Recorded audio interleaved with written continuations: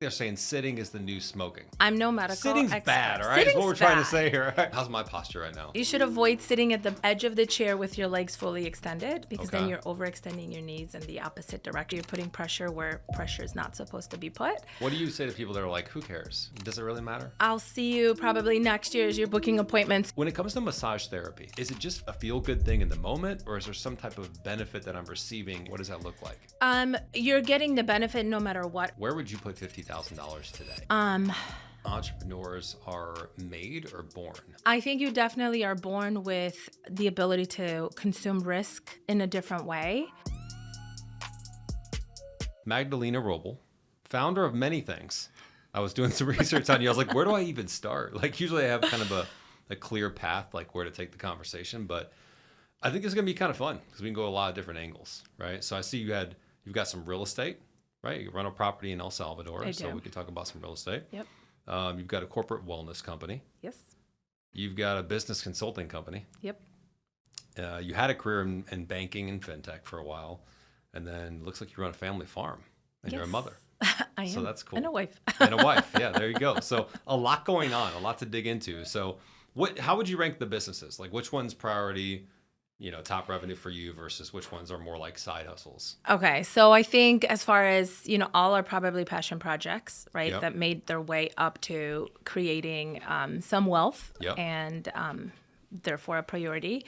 I'm going to say it's very cyclical. So some things based on time and availability become a little bit more heightened. There's different Okay. opportunity. And then some things based on demand. So, I probably first and foremost, the wellness company, we've owned it with my husband for the longest time. Cool, yeah. That one started out obviously as a need that I saw in the corporation and the structure that I worked for. We've had that business since 2006, and he was a massage therapist. It's like, well, how do I innovate the space? Really? Everybody's busy Yeah. when I want to work, right? Yeah, And then I don't yeah. want to be busy every night and weekend. Right. So that's really where the corporate wellness came in, and that was like where I feel like the industry started to shift in the early 2000s of like, why don't we bring wellness? People don't Yeah. want the pizza parties, the ice cream socials, the happy hours. Like somebody truly wants to be able to maybe get some perspective on their posture, their working area. How do we maximize that? So that's how that business kind of came about to be more commercialized. Okay. So let's stop on that one then for a while. Okay. How do you define corporate wellness? Corporate wellness, that's a good one. So we do service people that will come in, executives, professional athletes. They'll come into our physical brick and mortar location. And that's where? That's in Glencoe, Got it. Illinois. And then we will work with, I would say 90% of our corporate business is from the people that we service at the brick and mortar, right? So they're the business owners, investors, they have companies, they want to be able to take care of themselves. Yeah. And it's like this light bulb goes off and, oh, you know what?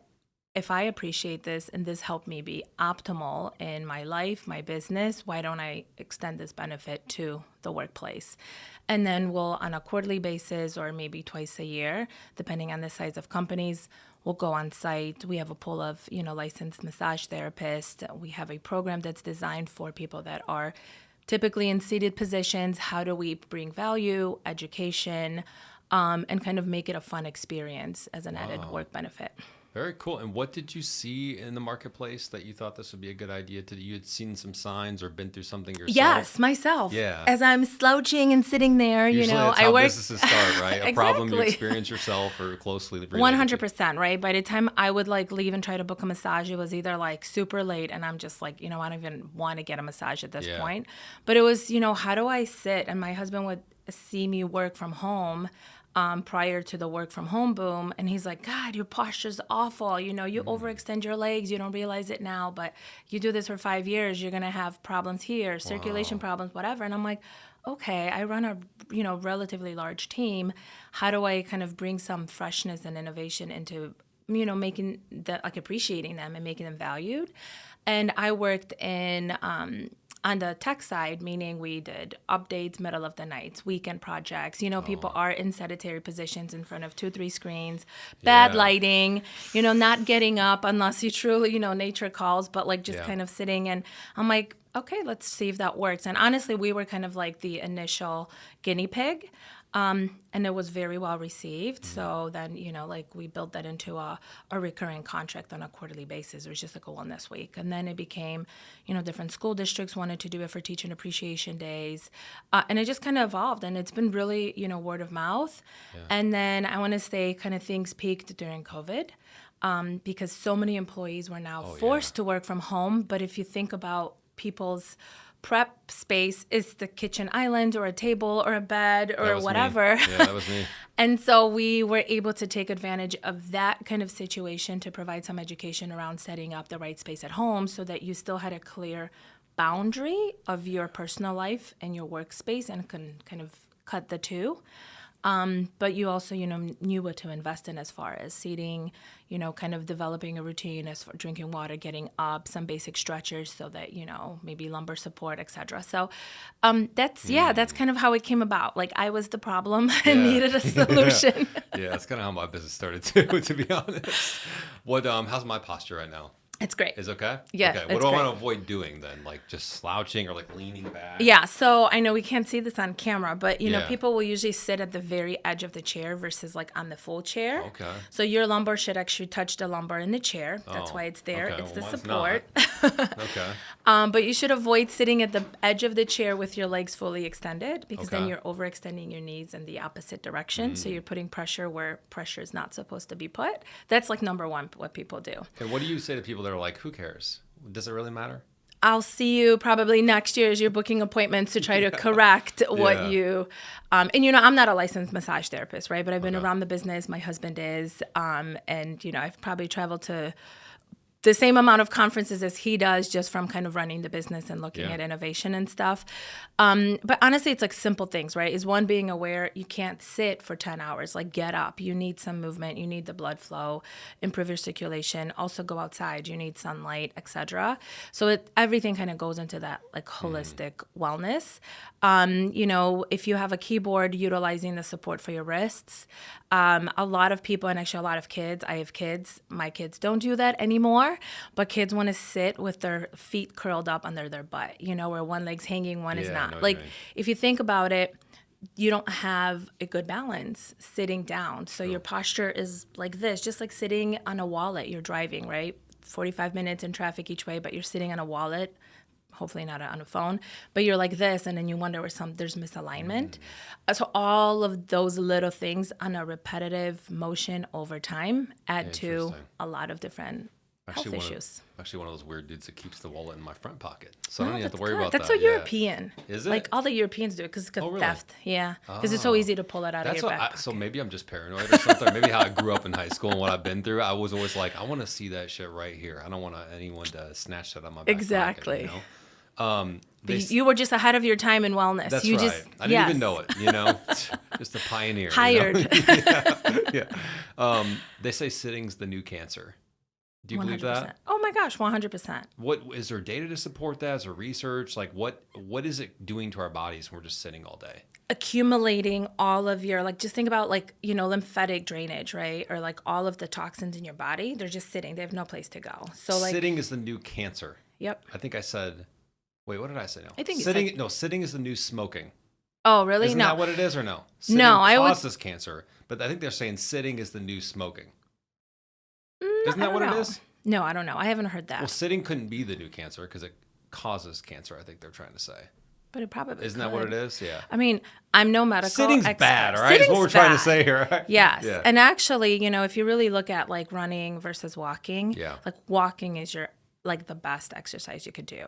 Walking at a certain pace, walking in 30-minute increments, that is amazing. Better than running. Go and do that. Better than running. Why Most people don't know how to run. They don't have the proper equipment. They're not on the proper surface. They're not in the right atmosphere.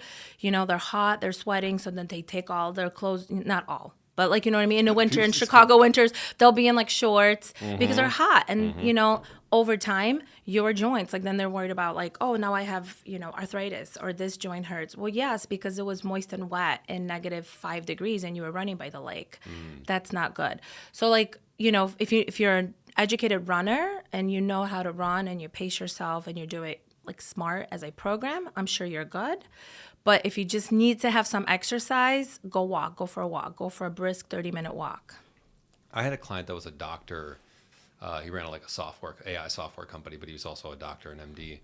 And one of the things that stuck with me, we were walking and filming one day in Austin. I went down to go see him, and he was like, I do as many meetings as I can from phone instead of Google Meet and Zoom and things like that. And I was like, why do you do that? He's like, Alex, because I want to walk and be able to talk and get my steps in as I have the meeting. Yes. And I was like, man, like I didn't do that as much as I probably should have. And I'm like, that's such a great Innovator, idea. new podcast, Walk and Talk. There you go. Harder to control the audio and video. Someone's just following you around with the camera. Yeah. Sorry about the static. A little trickier. But I even thought about this. Like, do we make a standing desk and have people stand? I use a standing desk. I do too at home. I have one that goes up and down, so I can, and even outside, I'll put like a couple and do boxes. the treadmill. Yeah, I've seen people doing that on calls. You just see them like this. They're just like moving back and forth. Like, but, are you okay? I have 2 clients that I do like a meeting while we're just going for a walk. Yeah. One, because the environment allows me to. That client also does not have a lot of time, but we need to meet. Yeah. So that works for both of us, and it's like a checkbox. Like, okay, we got 5 miles in this morning. Talked about whatever we needed to talk about. Yeah. But I do feel that there's more and more awareness because we've been so removed, right? There's some companies that as of January of this year decided that, we want everybody back in the office. But a lot more are understanding they can't lose the talent, so they're willing to work with people. Right. And people just got very comfortable in kind of their hubs. So it's like, no, get out. But I do feel like I'm coming across more and more people being like health conscious and wanting to maximize their working time.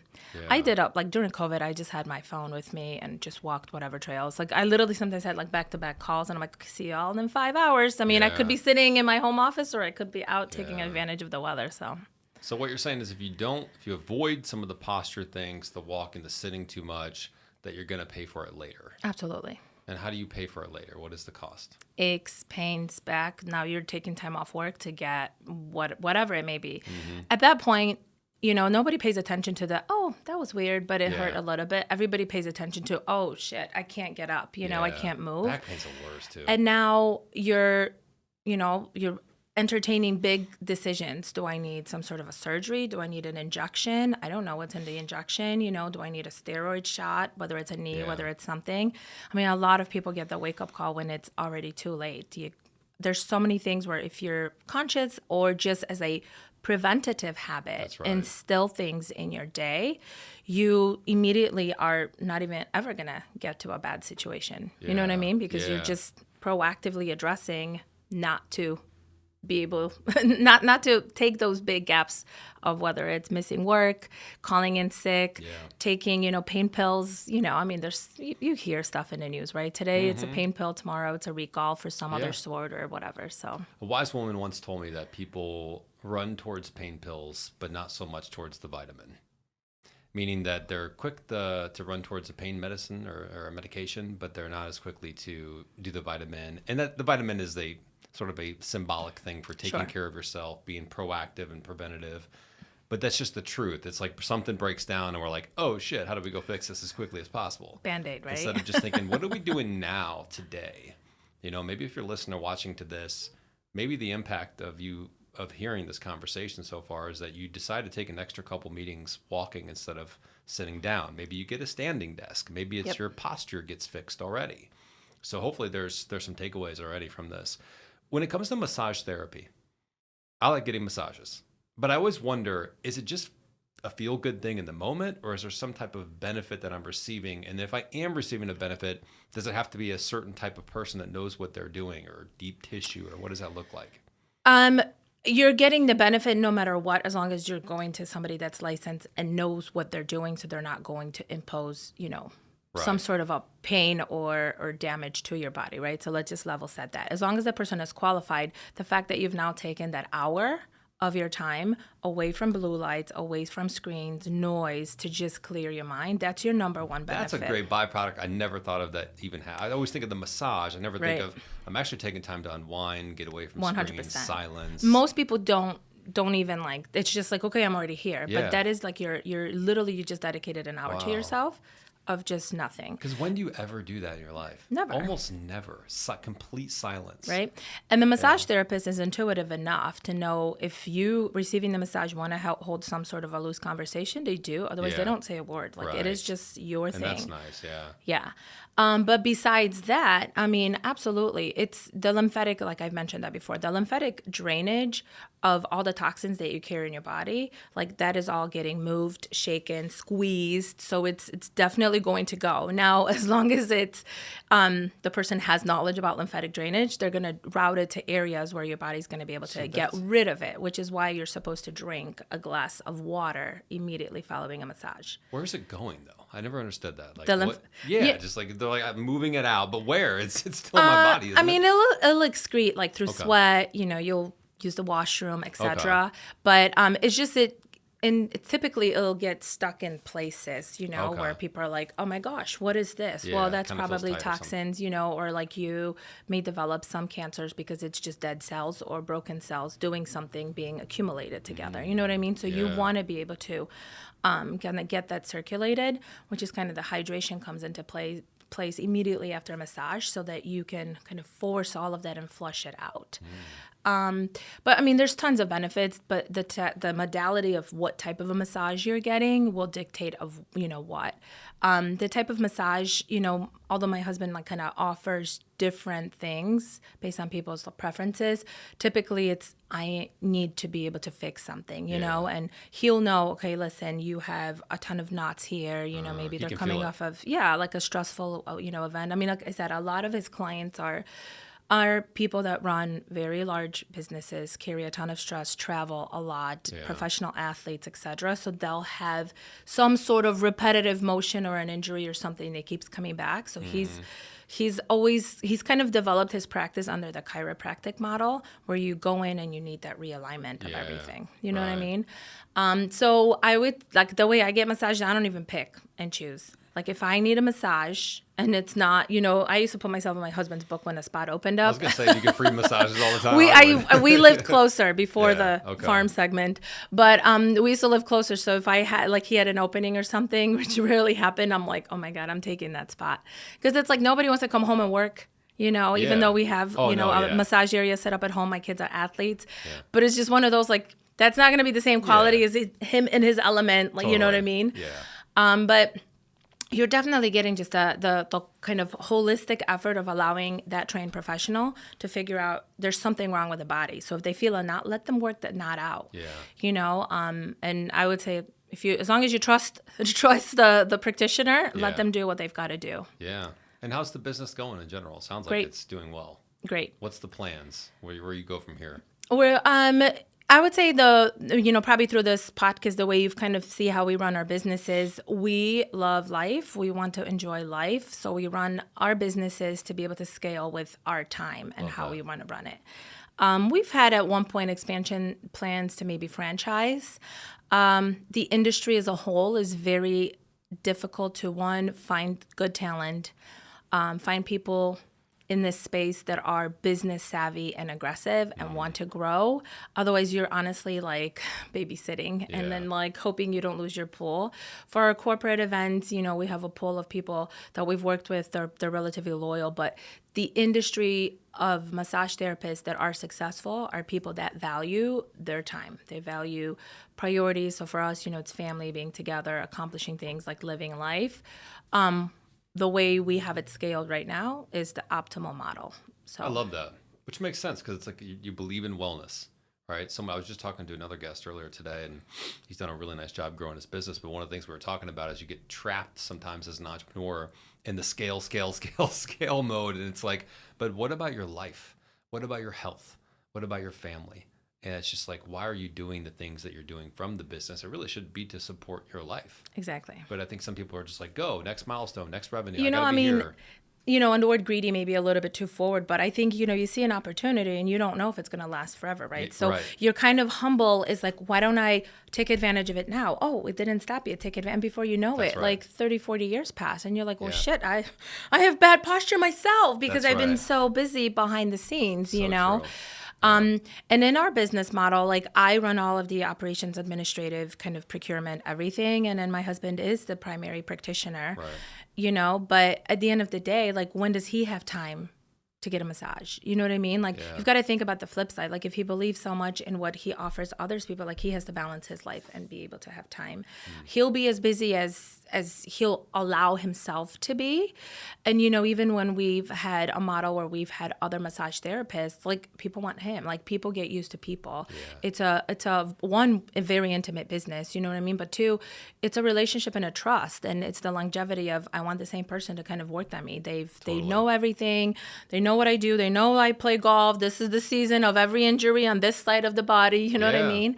And it's not a business where you're like, oh, can't get my nail appointment here, I'm going to jump here because, relatively it's fine because you've got to trust somebody with your health. Yeah. And, I think it's, like you said, you want to wind down. You kind of want to be able to clear your head and it's a trust space. Definitely. So we talked about the corporate wellness company. This is like 31 flavors. We're about to get into all types of different things here, This is kind of fun, though. I like it, to be honest, and I'm interested in all these topics. What about the business consulting company? Is that something you run, or is that still going? How did that start? So that started, I want to say the push of it started post-COVID as the light bulb goes, wow, okay, the COVID 2 years was something I never want to experience again. That was rough for you guys, right? Yeah, I worked in financial services for a global bank and overseeing the North American business, Canada and US. I mean, we were working, I don't even know, like close to 24 hours a day. It just doesn't stop, right? The payments portfolio that I managed ran over 48 trillion a day, so there's no room for mistakes. You're moving money between two major economies. Yeah. So, there was an incident, not our incident, but a Fed incident where things stopped processing. It was very impactful to Canada and the US. So I never minded a job. I loved the people, but it was just like, where do we stop? You know what I mean? Like I was like sleeping with my laptop because I've got one project going. Then we've got obviously production management. We've had clients that had no disaster recovery planning. So they didn't have people to deploy remotely. They didn't have equipment in the field. So they were like, oh my gosh, I still have to run payrolls. I have to pay bills. I have to send payments, order goods, pay for goods. You know what I mean? And so we really became kind of the, okay, here's an agreement. We're going to process this. We've got a group of people that are going to be kind of the extension of our client's business. But it was rough. It was one of those where no matter what I did to structure my day working from home so that I had breakfast, sit-down breakfast, cooked every day by me with my kids, every lunch, an hour to be able to like sit down. My daughter would be like, oh, when you're done working. It's like, I'm not even working. No phone, no laptop. She's like, oh, haha, I forgot. Like, I'm like, what am I doing? Yeah. And I think it was just having that opportunity to realize there's more to life than running from call to call or being dialed into 3 calls at once because someone needs you to just approve something or you're a CC on whatever else. You know what I mean? It was a little bit crazy. So as much as I love crazy, as you can see, it was just one of those that I just didn't feel it was fair for my kids, right? Like, if I decided to have a family and kids, I wanted to make sure they had both parents that were present versus, my parents are not, caregiver or whatever, kind of raising them. It just wasn't a model I grew up in, so I just didn't want to put my kids in that circumstance if they didn't have to be in that circumstance. So that's when you started the consulting business? Yeah, so that's when I started the consulting business. So as I exited, there were things I was able to offload because I knew how busy I was. And if, you kind of always look for the solution, right? I'm like, oh God, I wish I just had somebody that understands the business and can just do it project by project. So that's really how it started for me. It was through industry connections. I'm like, hey, you need this, you're pitching this business. Like, I get it. Like, I'm out. I can do that for you. You know what I mean? Like, because I get it. You're busy. So I started with that. I started with helping, org charts. Like, I've always been a great team builder, love people, love developing people. So I started with just kind of org chart assistants or whatever you want to call it. People had teams, but they were like, I have no idea what they do. Are they even good? Do they even want to be here? So I kind of took it upon myself to create different programs where I'd be able to, interview people. Because when I stepped into my role, there was no succession planning. And I'm like, oh my God, we're talking like $1 billion company.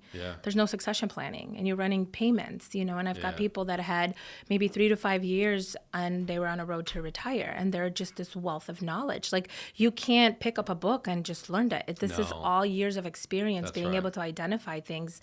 And so that was like my first observation. I was like, oh my gosh, this giant of a company is struggling.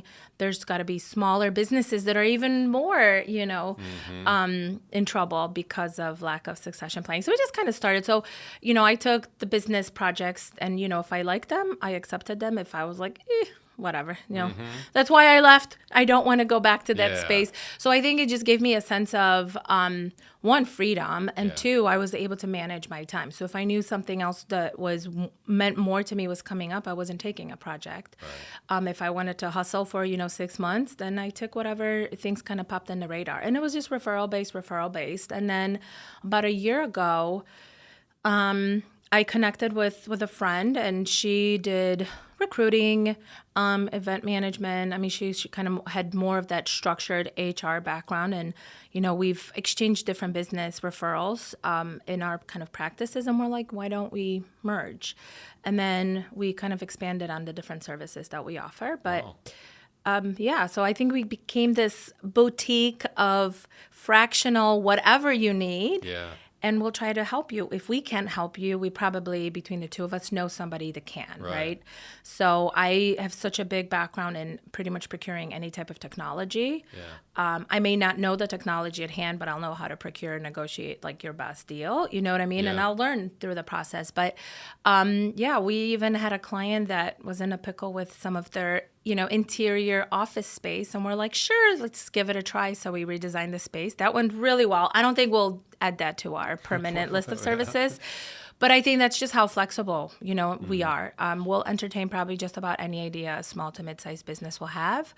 I have a question. On the financial side of things, the payment side of things, have you been following crypto and how that's impacting financial infrastructures? And do you follow that stuff pretty closely? And what are your thoughts? My property is in El Salvador, so that's Bitcoin capital of the world. Oh, is it really? It's the first country that made it legal tender. Really? Absolutely. Interesting. Is that why you're there? No. No, but it just made it a lot better to be there.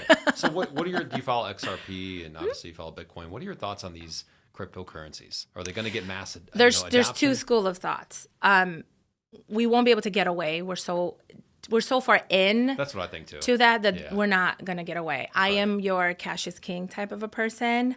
I hate any type of digital anything that's tracking me. If I could, I would just toss this, but it runs my businesses. Oh, I know. So from my value set, I wish it never existed. I think it's absolutely monitoring device for people, and people don't realize it. Yes, it started as a convenience because everything is good for you until you get so many people to buy in, and then you don't have a route back. But it is a tracking device.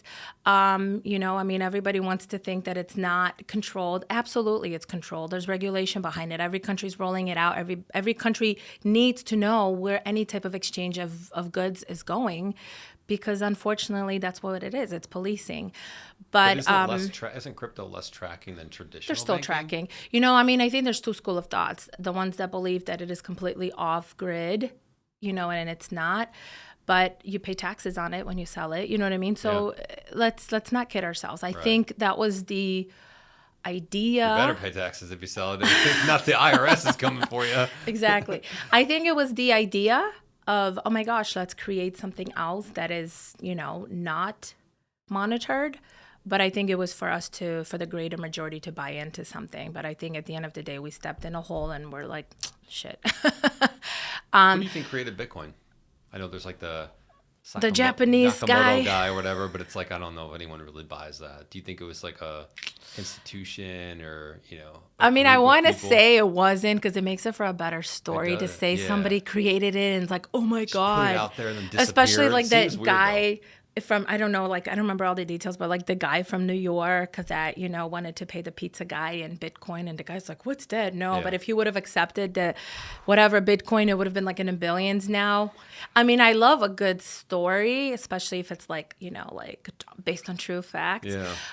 No, I do believe it was like an institutionalized thing passed off as this amazing. So what is the payment processor, the big system right now for banks?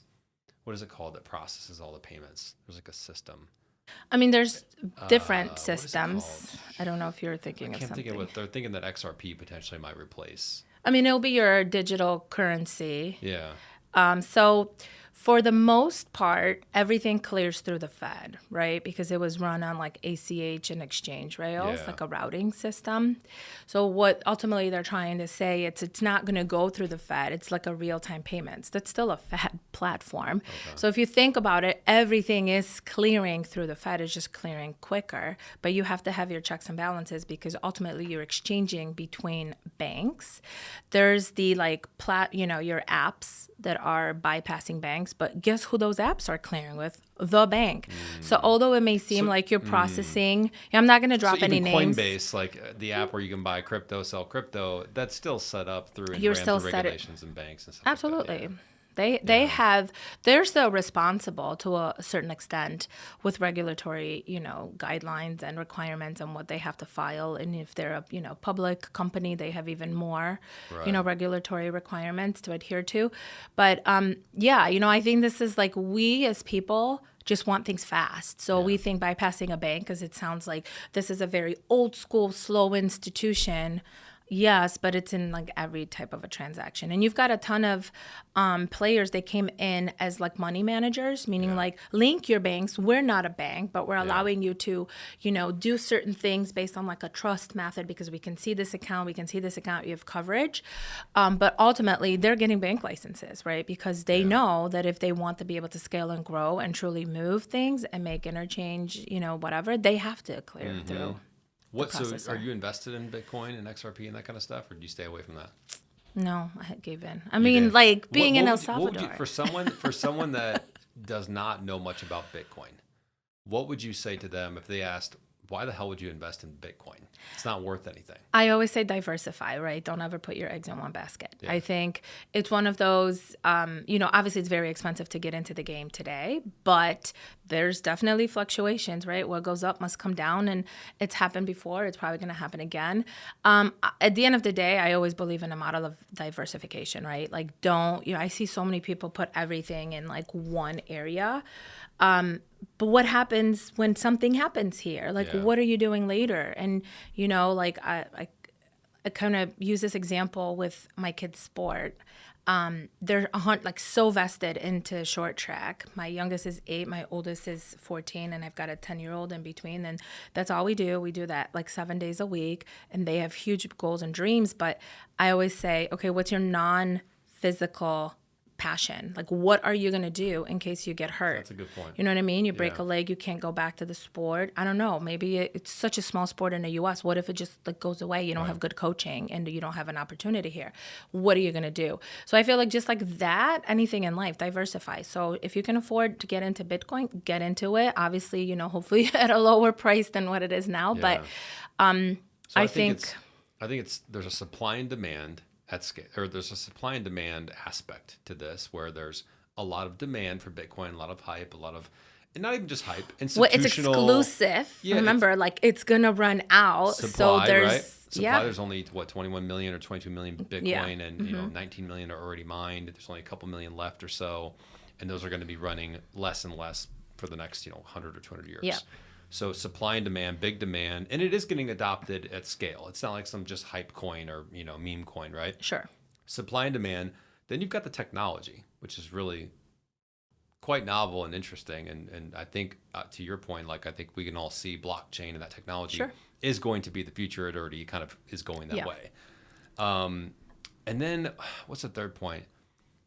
I think it's kind of like the digital gold thing, right? It's like people just want to it's worth money because it's worth money to someone else. Well, exactly. And if you think about it, as I'm Polish and I moved to the States when I was 11, but, there's that market factor. Yeah. If there's a fluctuation, Yeah. it does well. It does. I mean, when it's your dollar, because it's been so stable for so long, like it's always a dollar. Mm-hmm. You know what I mean? I feel like people are now over the last maybe 2 years are starting to see inflation and global impacts of different decisions and policies. But up until that point, I don't think the United States average person understood like your dollar is They're gonna your print more dollar. money. Exactly. Yeah, the U.S. is going to print more money, and the valuation of your dollar is going to go down because inflation is going too high, because that's what happens when you print money.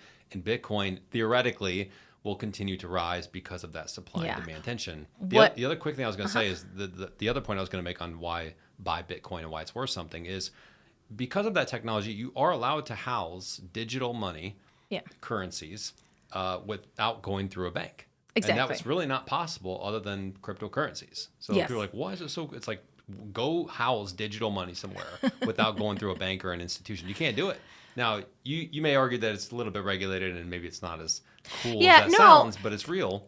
Nobody's in your face, like, tell me exactly what it is until you make movements of larger shifts. Right. You know what I mean? And that's usually when, IRS wants their cut and somebody's coming after you. Yes. You know what I mean? So I think the accumulation, it's very easy, and you can choose the wallets that you have and you can exchange based on, like the quick email or phone number models, et cetera. You know what I mean? The industry's come a long way. But I think at the end of the day, if you're going to hold any assets, just keep a pulse. You know what I mean? Stay somewhat informed or educated to know when to make shifts. Do you know what's funny is my barber, I was asking him, I was like, are you in? Because I'm getting really into crypto. I think it's a great opportunity. I think it's the future. But certainly you got to do your own homework and research many, many hours into it before you do anything. But I was asking him, I was like, hey, man, are you invested in any crypto? And he's like, yeah, dude. He's like, funny enough, I totally forgot I even had this, but like 10 years ago, I bought 10,000 XRP. And if you do the math on today, I think it was like $3 a coin.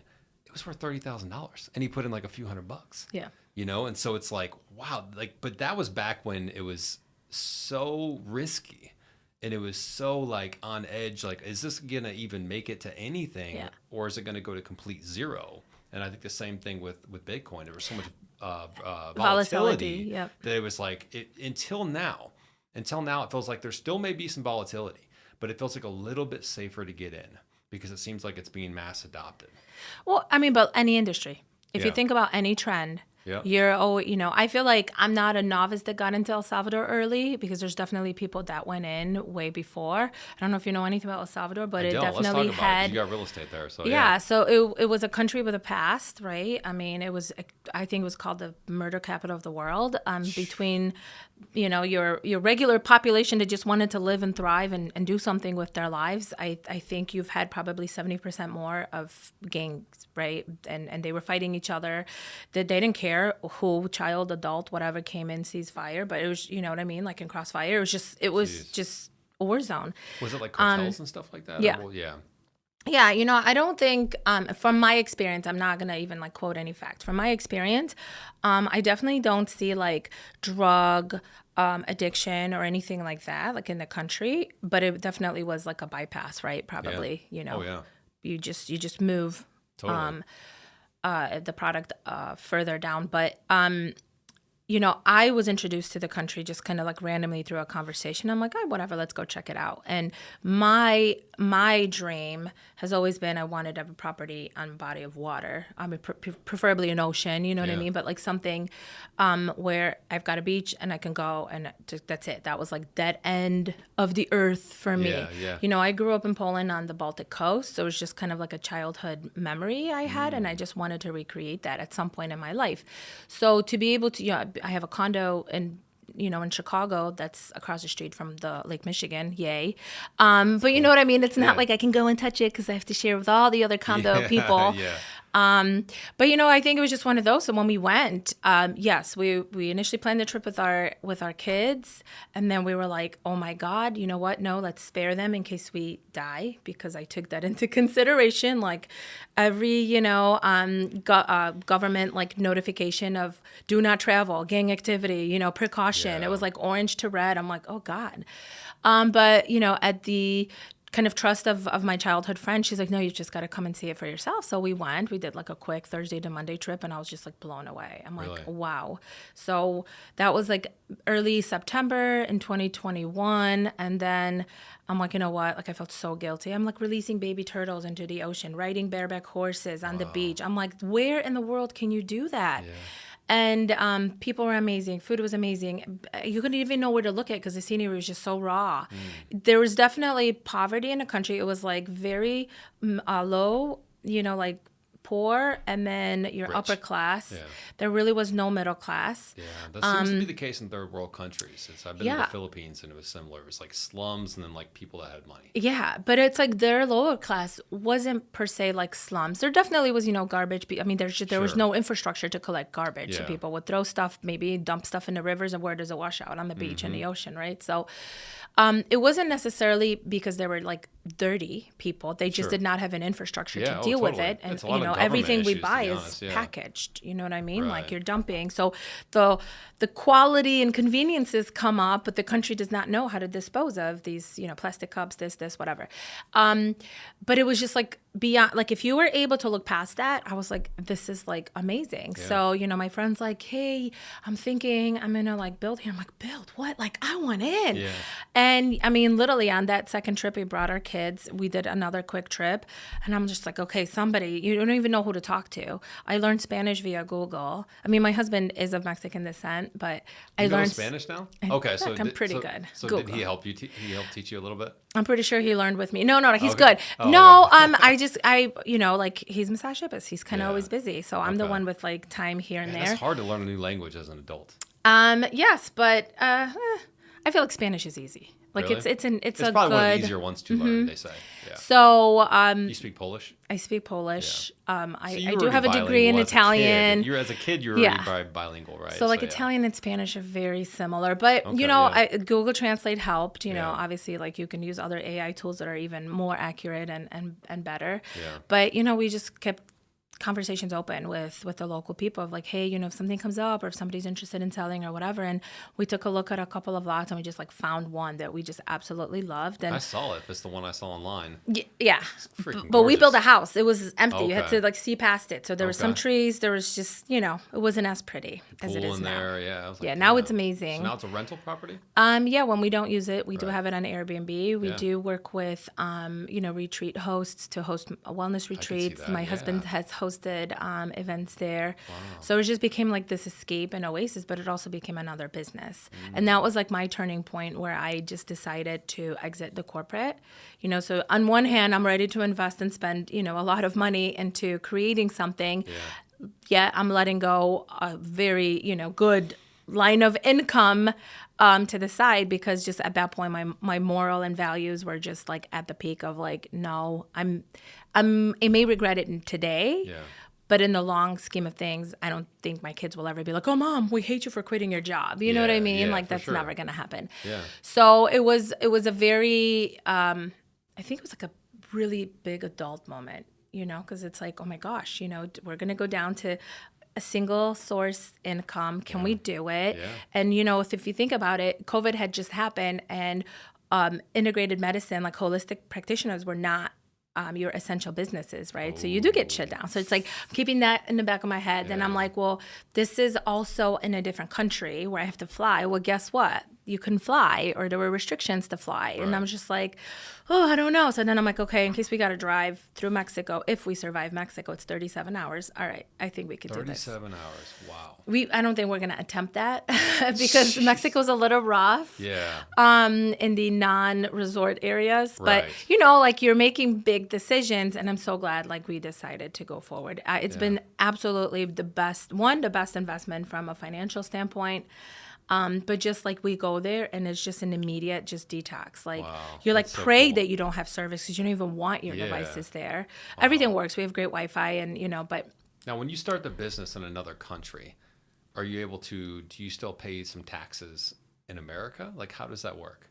Because your rental yes. property is out of the country. Yeah. So it's I mean, we legitimate. follow all the regulations. So our tax, our Right. lawyer there and our like tax person here. Right. Help, make sure everything is good and kosher. But yeah, like our biggest thing is we have the tax ID numbers there. We can't get like legal residency or anything like that yet. There's some stipulations, if you own property over a certain number of years, et cetera, you can ask, and be considered for that. But we do have our tax, it's just different. I'm going to give you like something to consider. It's just different tax laws. But for example, like when we purchase, we pay taxes. You pay taxes there. You can pay them in Bitcoin if you'd like. Really? Yeah. Or, cash or whatever.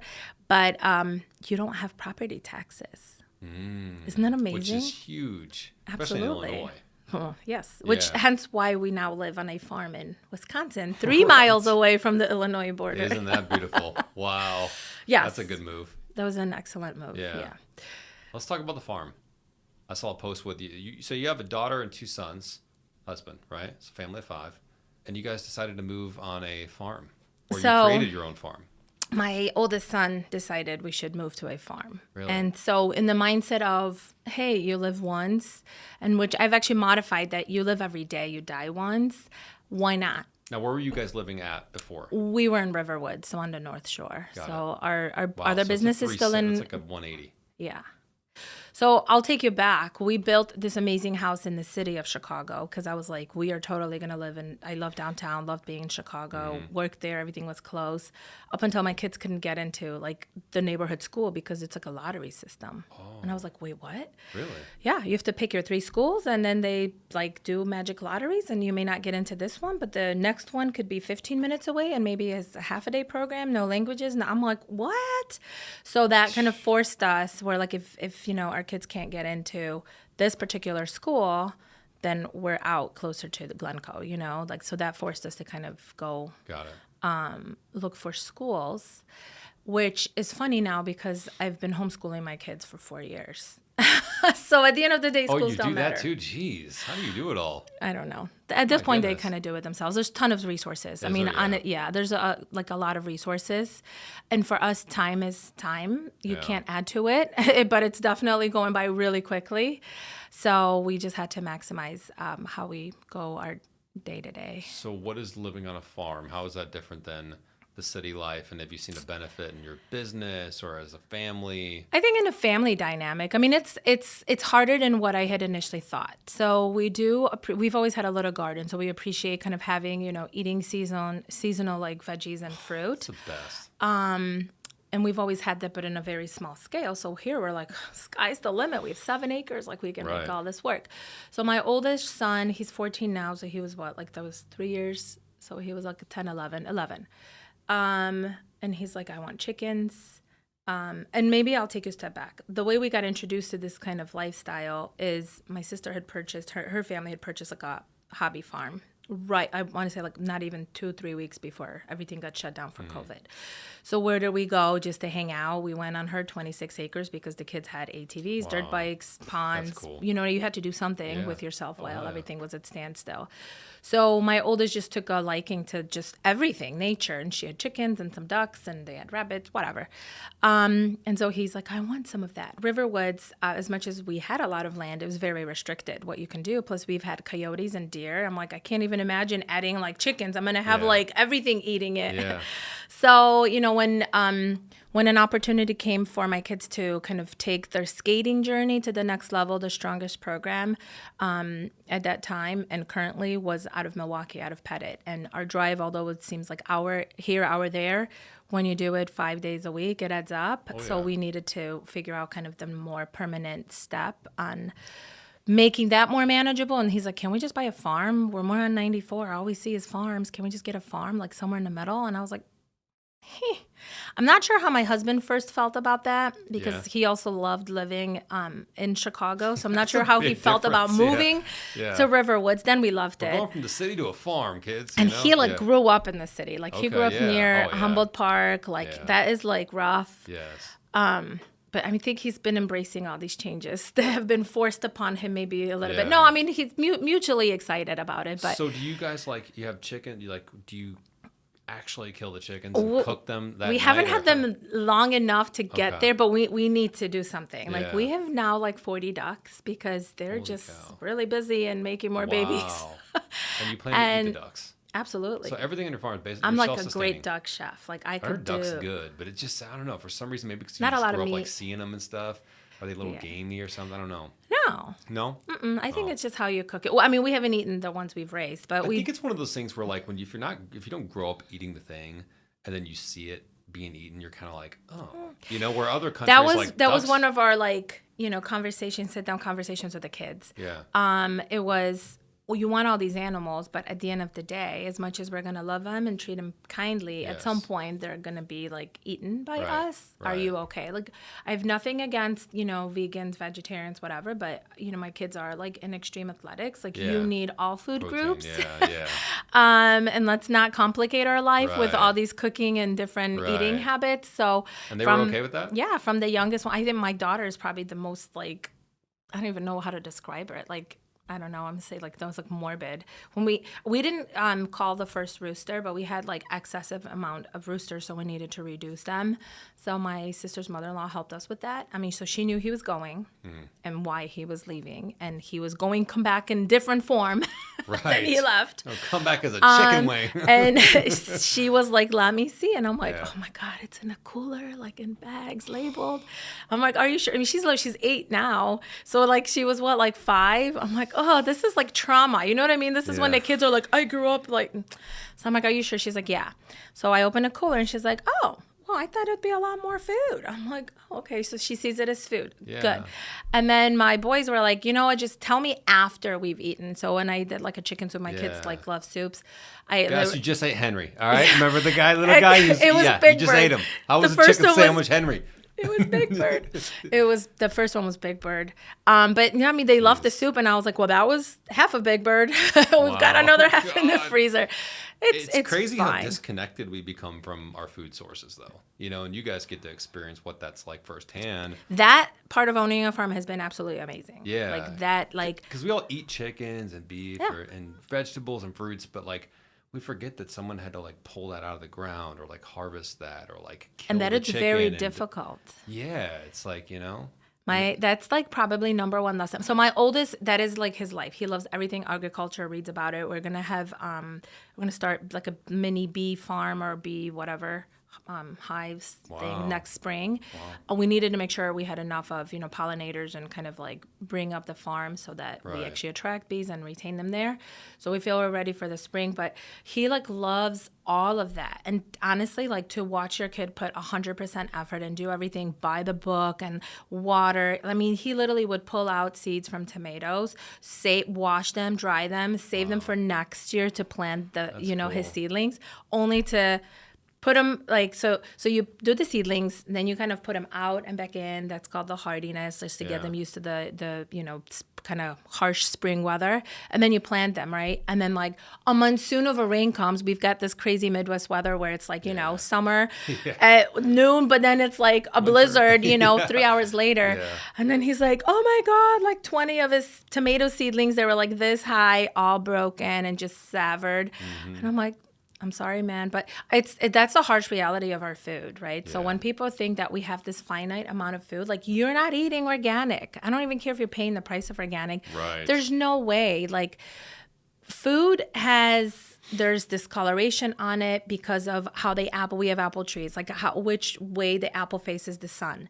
Like you're not going to get a solid green or a solid red apple all the time. Like you're just not. So, like it's just kind of validates that there's just so much addition of chemicals or processes to perfect the food because people have become so disconnected that, oh my Yeah, God, there's sad. a blemish, I don't want it. I tell my kids like, well, you had a bruise. I didn't like throw you out with Yeah, yesterday's yeah, trash. I kept you. exactly. You're going to heal. Like you're Yeah. still the same person. Right. It's like, Well, most of our fruits and vegetables come on a train and really got picked probably 2-3 weeks ago. yeah. And then they they're, sprayed them with a bunch of stuff, and you get them, and there's just wax coating on them. You try to buy organic, but even then, it's tough to get fresh yeah, stuff. absolutely. It's weird.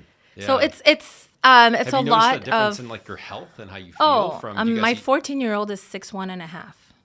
But that's probably and height. genetics. No, though, isn't it? I mean, Okay. like I'm tall, but Yeah. but not that tall. I'm like what 5'8", 5'9". My Yeah. husband's like 5'11". No, Okay. but like I think that's what it is. Yeah. Like my kids are they sleep until they are done sleeping. I don't Mm-hmm. necessarily wake them up. I mean, let's not say access. Like they're Yeah. now the oldest one wakes up at 5 because he has to train, but his training is in the morning. But normally like 9:30, 10 o'clock, they're done. Yeah. And then they'll go outside. We schedule our school day middle of the day or evening. Mm-hmm. You know what I mean? Like I don't want them to miss out on the fact that their sun is shining and they can go outside and do Yeah. whatever they've got to Yeah. do. So I feel of that and the fact that, we do eat a lot of, I would say like clean food. So I try to do the same thing. like we I don't want to know where farm. the, But I try to do. we want to know like where the meat is from, Yeah. like we'll go visit the farm, we'll pick the steer, Oh, wow. you know what I mean? Like we'll go to that. We'll see how we do, with our ducks and chickens as far as the scale for our own, kind of use, because he's supposed to get a lesson in how to, I think that's called, I don't know. Wow. We're definitely very novice, but so there's the structure side of the farm. I think it teaches them just so many values that you just will never get in a traditional school setting. A school setting is there, they give you things to do and you follow orders. Here, you go out and you have to see what needs to be addressed. That's and you right. have to teach yourself, you have to be creative, and Real you've got to world. pivot. They've experienced stuff. We've had, a chicken get attacked, you know what I mean? We've had a cat that kind of fell into a soccer net that the kids didn't put away, and then they had like guilt, like, oh my gosh, a baby kitten got tangled in it and we weren't there to help it. So it's definitely, there's some sad things, but I think they're realities of life and they just kind of get to experience them in a more natural setting and have a consequence effect. Like, oh, okay, well, maybe this could have been preventative. This could not have been that cycle of life. Patience, I think, would be a good one. Patience too. is huge. They're having to plant in this. They're taking the seeds from the fruit or vegetables. They're planting in the ground. They're watching it. And perseverance, that you want to come back and do it again. Yeah, absolutely. A lot of good lessons there. We have cats now, and one of the reasons is because there's fields behind us, so you're gonna have some field mice. We don't want it in the house, so if we have barn cats, like they'll go and they do get fed with food that we give them, but then at night they're hunting and bringing their treasures in front of the door and like, hey, I caught something. It's like, eat it. So I think just the responsibility that you do have animals that you have to care for, right? Clean their environment, make sure that they're thriving, collecting eggs when it's 90 degrees. Like you got to go check several times a day because if they sit out too long, they're not going to be good to eat. Do you think your kids will be entrepreneurs, or what's your advice 100%. to them in terms of? I know they're young, but if they talk to you about like, what should I do in life and career Every day. and- Somebody's hustling somebody every day. My son built a farm stand. He hasn't sold anything in a farm stand yet because we've been cool. traveling for their events and stuff. And pretty much anything that we grew kind of was consumed by us or immediate family. But every day they have ideas of what they're going to do. And I think because they don't know another life, you know what I mean? They see us, and I think the amount of, I don't want to call it free time, because honestly, I'm working every single minute. It's just I'm working while I'm doing other things with them. I'm able to do that.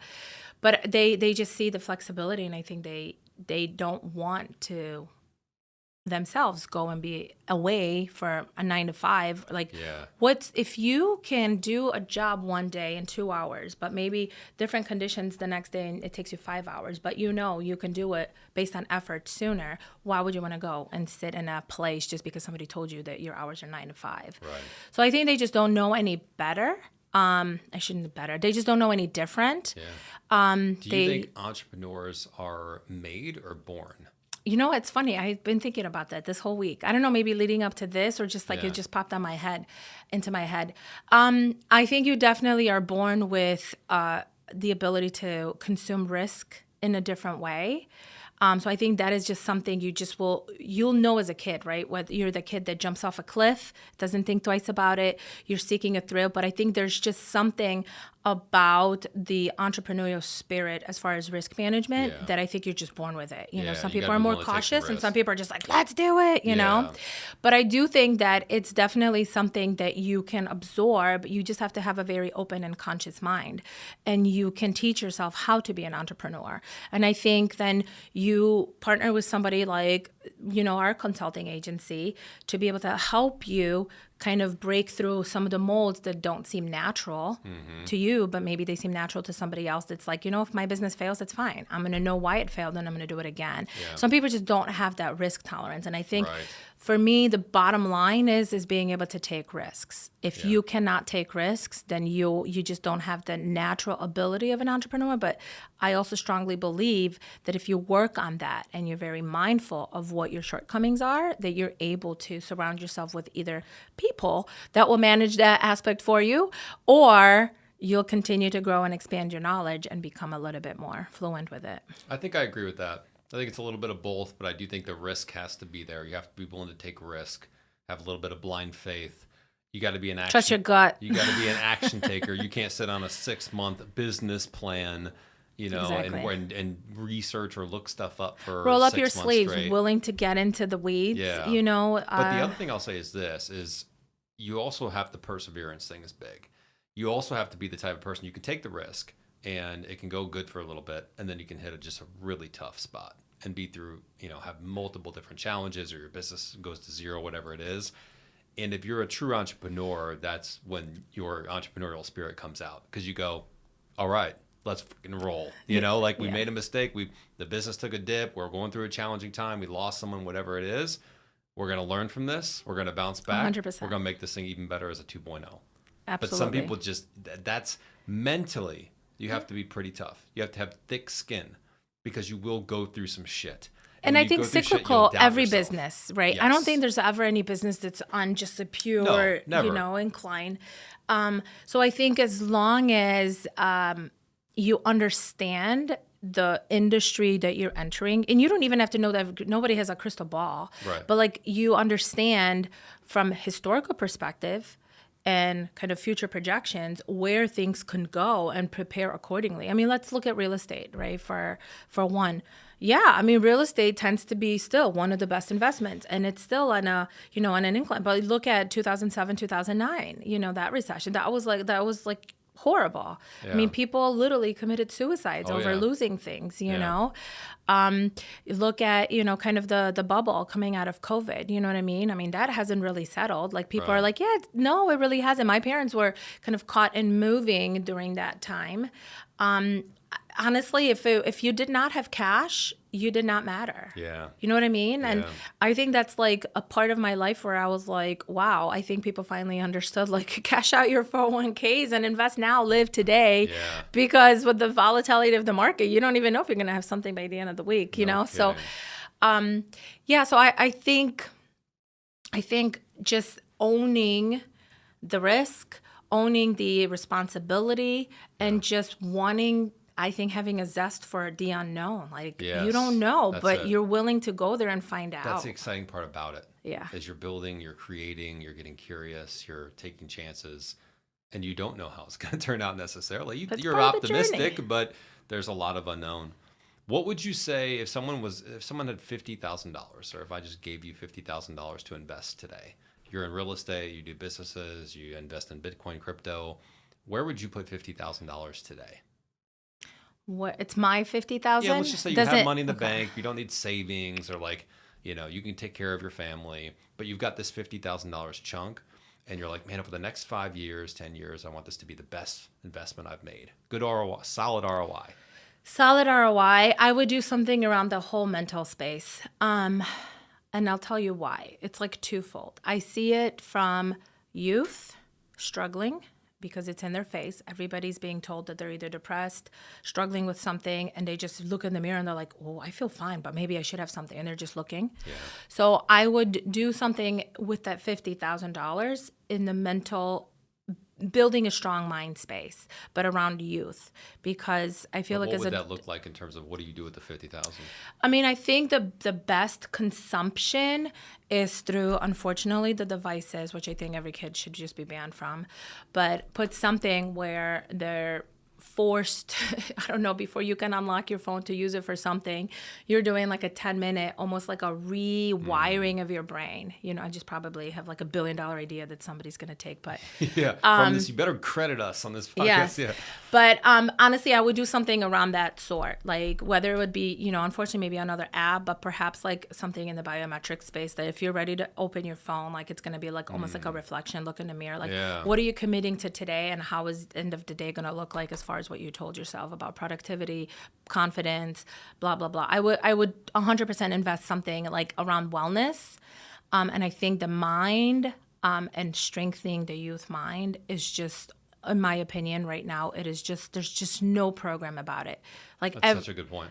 Everything is like this realization of like, yes, let's be, you know, like accepting and whatever, but nobody's solving anything. I think more so they're pushing, I hate that word agenda, but like they're pushing topics on kids and kids don't even know what those topics are. So then they're creating their almost own illusion of what it means to them.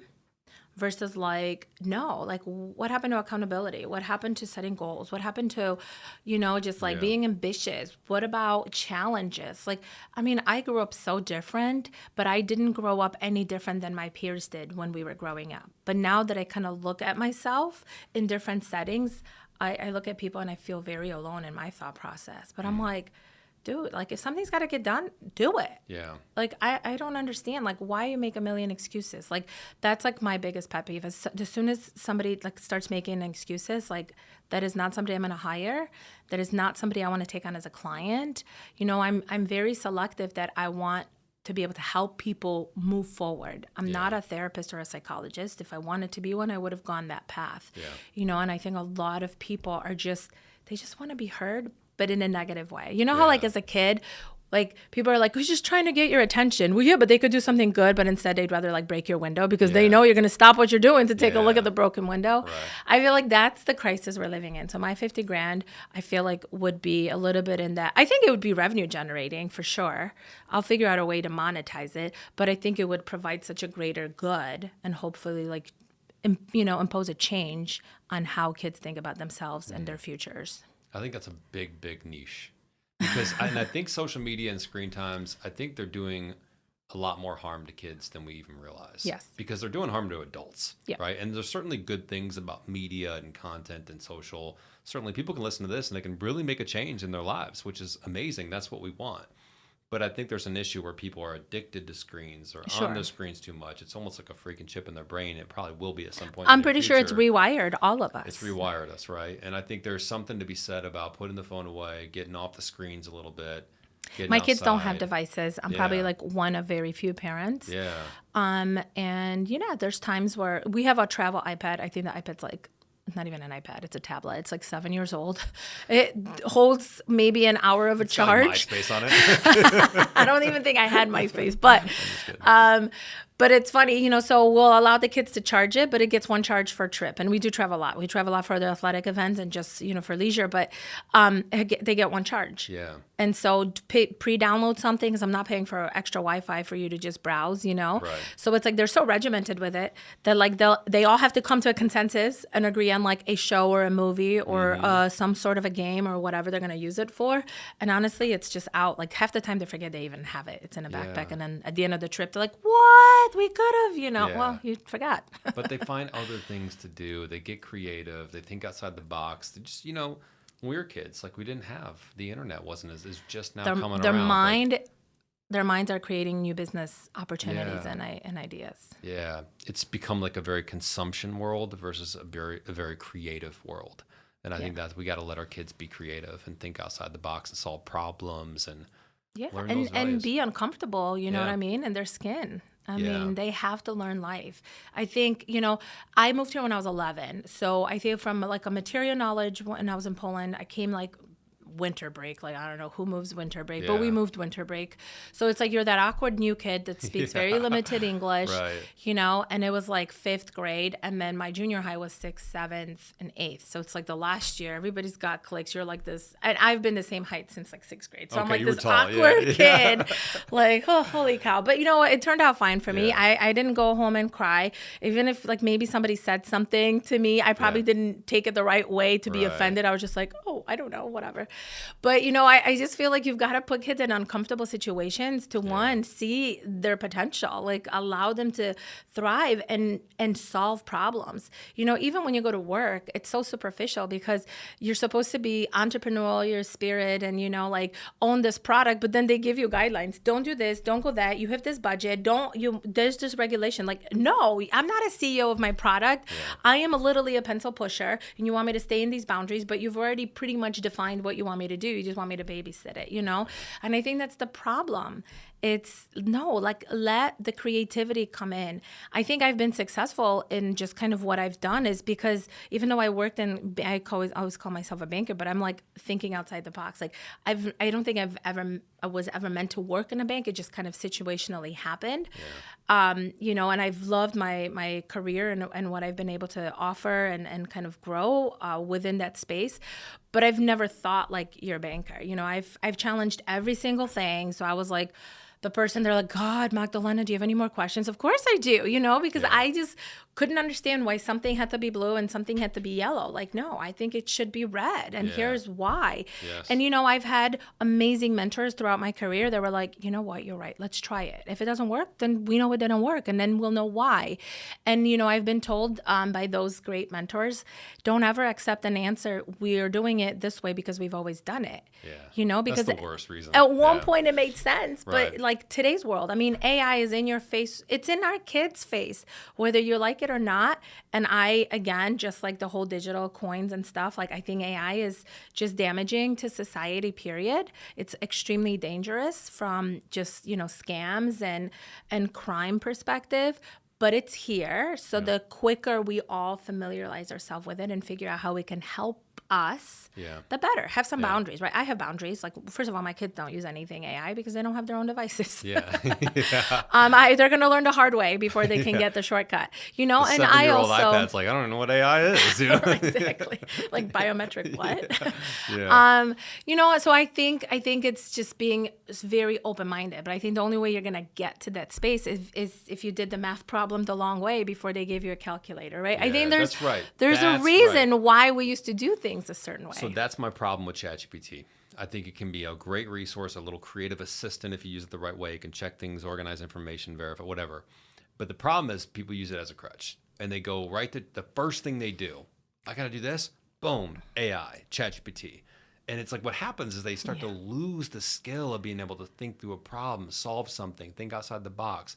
What would be some ideas for this? Let me think about this. What's the angle on this that I could take on this? And they go right to the machine. Yep. And then it becomes, it's not even you, it's AI. It's AI giving the same answer to 100,000 people. That's right. But it's also you feeding in the system. The amount of sensitive information people put in there, they'll copy and paste sensitive agreements, trusts, and just go in there and be like, I don't understand what my lawyer sent me. Yeah. Can you give me the summary of it? Here's my social security number. I've heard so many different things from people, and I'm like, why? Like, it's a repository, just like anything else. It works off of keywords, right? So the more you feed it in, someone else is going to get something. I'm sure it's got, you know, some sensitivity features not to disclose people's socials if they're putting them in there. But I'm like, wow, is it that bad? I've actually had somebody give me a review with an Airbnb with a ChatGPT prompt. Yeah. Like, literally the prompt is in there. The M dashes, the skyrocket emoji. You're like, come on, dude. Well, you're on vacation. Like, it's like 3 to 5 sentences of the service, you know? Or maybe write it and have it like proofread, but like you actually dropped and posted with the prompt in it. So the problem is if you're using AI, the prompt was actually in the like, damn it. I know. The problem is if all you do is go to the AI and you use the AI for every thought process you have or whatever task you need to complete, the problem is at some point the company is going to quickly go, well, why do we need you? Right? Yep. We're just going to have an AI agent. Have do you it. noticed the job descriptions? Like, we help clients look for talent, right? So I'll read different job descriptions if I want to get an idea of what the market's doing or whatever. Sure. The job descriptions have changed, right? You've got a whole component in most of them that does require AI, and it's about creative prompt writing. Yeah. So if you are not the creative person to begin with, how are you even going to be able to satisfy writing a prompt? And by creating prompt, it's not write, a social media post for me. I mean, you have to be intricate to truly get to sources that are providing some other value.